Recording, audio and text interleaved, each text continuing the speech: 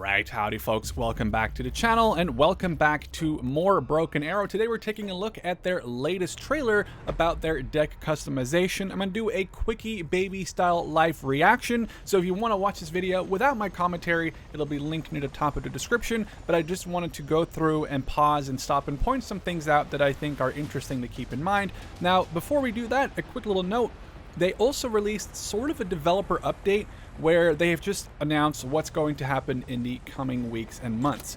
When the game releases, there'll be two campaigns, one for the Russians and one for the Americans, both taking place in the Baltic states, building on what we saw in the last demo from a couple of weeks ago. Furthermore, the scenario editor will also be available where you can make your own videos, scenarios, and campaigns. They do state that more factions, like say Germany or France or Poland or China, as well as more campaigns and potentially even specializations for nations, like say Airborne for China or Marines for the French. I mean, I'm just speculating here, obviously. They will all be DLC down the road, and much like, hey, the better Broken Arrow does, the more we can probably expect from the official developers down the line. Furthermore, they are working on a beta version, which will be available sometime soon, and will include multiplayer as well as single player, as we saw in the last demo. And basing off of the feedback they get from that, then they'll have an idea of when and how the release is going to go. So we may be multiple weeks, months, or longer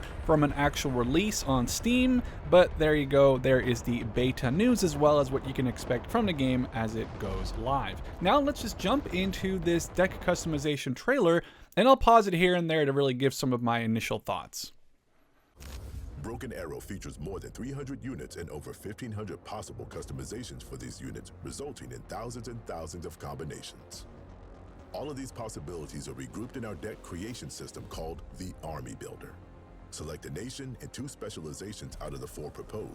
We initially saw that the Russians and the Americans both have 4 specializations. Now it looks like the Americans have a 5th one. I guess we'll just go through them real quick. It looks like Armored, VDV, perhaps Motostrelki, and Marines for the Russians, but again, they may or may not add more specializations as DLC down the road.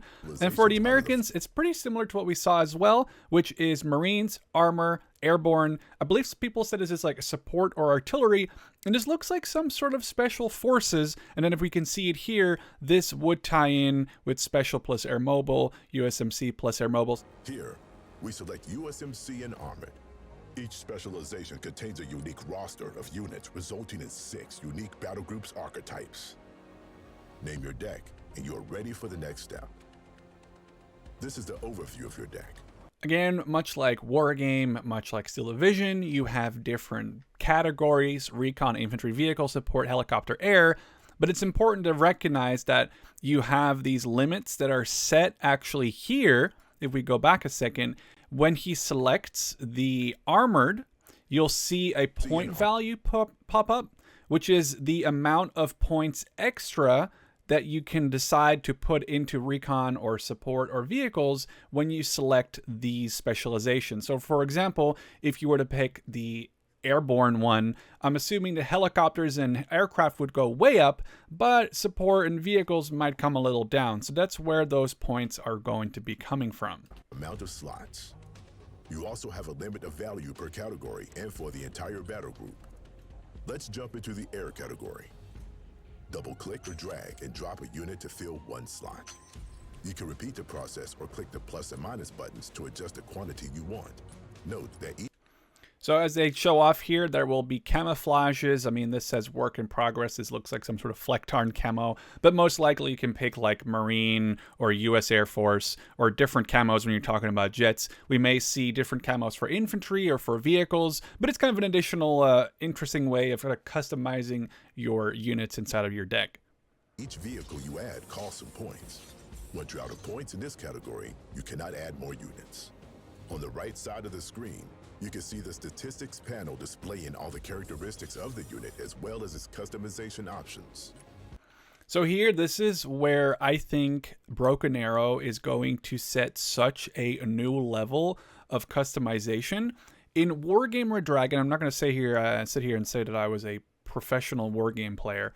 The beauty of Wargame was that you picked a deck, but you never knew exactly what units your enemy would be bringing. Whereas if you play like a Command and Conquer game, there's a very certain amount of units they can bring because they only can bring like one of 30 units. In Wargame, you have a whole bunch of variations. Do you bring a lot of them, but they aren't very highly skilled? Do you bring a few of them? They have high skill. Do you go for a lot of cheap units or just a couple of expensive units? Now, this is taking that to a complete different level because we can customize on this Harrier every single pylon, from adding guns to an ECM pod, to guns and an ECM pod, a designator pod, which may make artillery more accurate. Let's customize this plane. For each pair of pylons, we can Again, here, not just looking at the outer pods, but the inner pylons, we can decide we want Mavericks for anti-ground duty. We want AMRAAMs for anti-air duty. We want laser JDAMs. We want Zuni rockets. We want fuel tanks to keep them in the air longer, though this also might make them heavier. I mean, there's a ton of customization, and that's just on a single airframe. Now imagine this with every other vehicle in the game, and even infantry, as we'll see here in a second. select a loadout. Bombs, rockets, missiles. Create the combination of your choice. Of course, this has an impact on the value of the unit, so choose carefully. So the cool thing there is that you don't know if the enemy has Harriers that are anti-air duty, are anti-vehicle duty. They could be carrying bombs, rockets. These Harriers could be as cheap as, like, say, 100 points, or it could be as expensive as 300 or 400 points. And the enemy might have a lot of them or a few of them based on those settings. So I think there's a huge amount of variation that's going to be very, very insane for the PvP lovers. Though even for PvE or co-op enjoyers, I think there's going to be just a lot of replayability because you can rotate and change your army out completely, even using the same units, just giving them different weapon systems or different pylons. Let's head to the infantry category. Here you must select infantry squads as well as the transport that will bring them on the battlefield. You are not forced to select a transport, but if you do so, they will arrive on the battlefield on foot. Something that they didn't really explain and that I only learned throughout playing that demo from a couple of weeks or months ago was that infantry isn't always tied to a vehicle. In Wargame or Steel Division, you have, say, a squad and they come in a vehicle and that's it. In Steel Division, I believe you can call in units sometimes without the vehicle if you don't need the vehicle. But in Broken Arrow, you have a pool of, say, 5 C-130 aircraft. You have 30 infantry that you did not give transports to because you are playing like the air mobile units. You can now deploy an infantry unit, or even multiple at the same time, most likely if it's a C-130, and assign them to that C-130 for that one sortie. The C-130 flies out, drops the units, returns back to base, and can be used again. And be used again, well, until it gets shot down. But this works for ground vehicles too. You can deploy units, they get out, vehicle drives back, and then it's usable for other units again. This goes for helicopters too. Besides that, and they point out this right here, the squat loadout, unless you add an independent, lets you even decide how you want your units to be set up. In the standoff mode, they have a sniper rifle, or I guess a marksman rifle, as well as 2, I guess these are technically medium machine guns because they're 7.62. transport to your deck. Or you go for the door kicker squad, where they have a little bit more of a closer range focus with shotguns and those multiple barrel grenade launchers, even allowing your infantry squads to be different. So you don't know if you're engaging an opponent in, say, a city, if their Marine Raider squad, if they're using here as an example, whether they are like long range specialized or whether they're short range specialized. You don't know how well upgraded their vehicle is that they're coming in with. This is honestly mind-bogglingly, there's so many variations that are going to be coming into play in multiplayer, even in single player.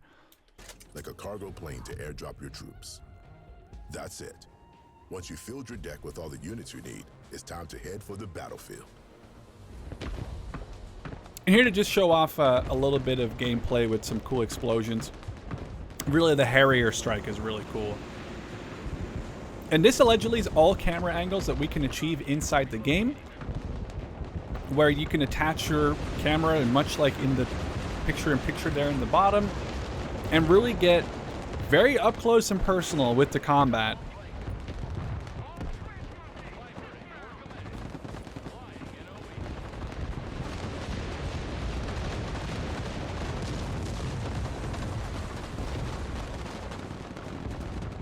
So personally, I think Broken Arrow is really setting out to be a very interesting game as we head out of the year here soon, which is almost October already. With Broken Arrow on the horizon, most likely I would assume somewhere in mid or maybe even late 2024, I think we have a very awesome RTS coming in the very near future. For now, I hope you guys enjoyed this quick look into my commentary, maybe some of the things that you didn't know or had missed from this footage, and I hope to catch you in the next one.